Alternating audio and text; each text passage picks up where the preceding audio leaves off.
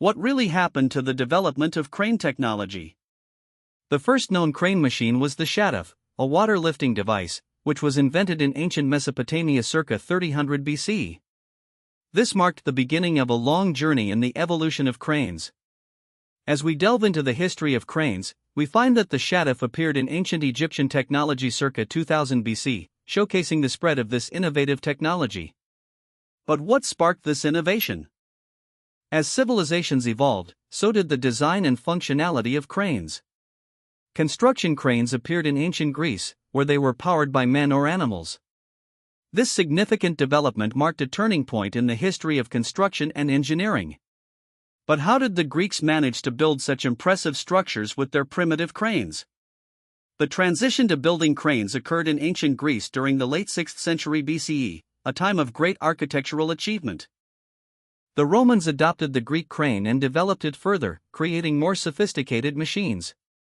The simplest Roman crane, the trispastos, had a mechanical advantage of 3:1, allowing a single man to raise 150 kilograms with ease. Heavier crane types featured 5 pulleys or a set of 3x5 pulleys, enabling the lifting of even heavier loads. But what drove the Romans to push the boundaries of crane technology? The medieval period saw the introduction of harbor cranes, which revolutionized the loading and unloading of ships. The typical harbor crane was a pivoting structure equipped with double tread wheels, capable of lifting loads of 2 to 3 tons. But how did the introduction of harbor cranes impact trade and commerce?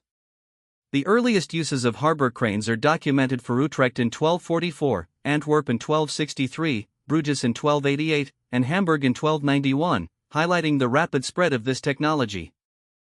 The Industrial Revolution brought significant changes to crane design, with the introduction of steam engines and later, internal combustion engines and electric motors. William Armstrong designed a water-powered hydraulic crane in 1838, marking a major milestone in the development of modern cranes. But what were the implications of this innovation on the construction industry? The company established by Armstrong expanded rapidly, producing over 100 cranes per year by the early 1860s. Today, cranes are an essential part of modern construction, with a wide range of designs and functionalities. Crane design requires balancing 3 fundamental considerations: adequate load capacity, stability against tipping, and structural failure prevention. But what are the key challenges in designing and operating modern cranes? International standards, including ASME B30.5 and EN 13000, establish safety requirements for cranes, highlighting the importance of safety in the industry. As we look back on the history of cranes, we see a story of innovation and perseverance. From the ancient shaduf to modern hydraulic cranes, each development has built upon the last, enabling us to construct taller, stronger, and more complex structures. But what does the future hold for crane technology?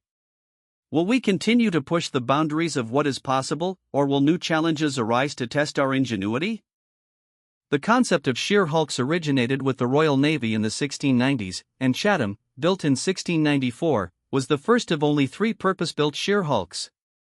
But what role did sheer hulks play in the development of naval architecture? The concept of sheer hulks spread to France in the 1740s, highlighting the international exchange of ideas in shipbuilding. Domenico Fontana used a lifting tower to relocate the 361-t heavy Vatican obelisk in Rome in 1586, a feat that showcased the capabilities of Renaissance engineering. But what were the challenges and innovations involved in this impressive undertaking?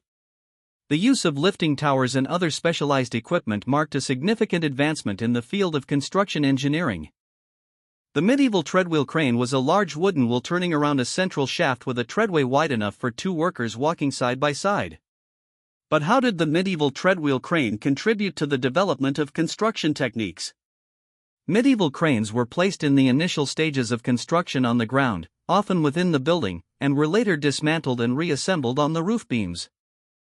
The earliest known lifting device was the shaduf, used in Mesopotamia around 3000 BCE. But what were the earliest recorded uses of cranes in construction? The first unequivocal literary evidence for the existence of the compound pulley system appears in the mechanical problems attributed to Aristotle, highlighting the importance of ancient Greek contributions to the field of engineering. Al-Jazari documented revolutionary lifting mechanisms in his Book of Knowledge of Ingenious Mechanical Devices in 1206 CE. But what impact did Al-Jazari's work have on the development of crane technology? The introduction of new lifting mechanisms and devices marked a significant advancement in the field of construction engineering, enabling the creation of more complex and ambitious structures.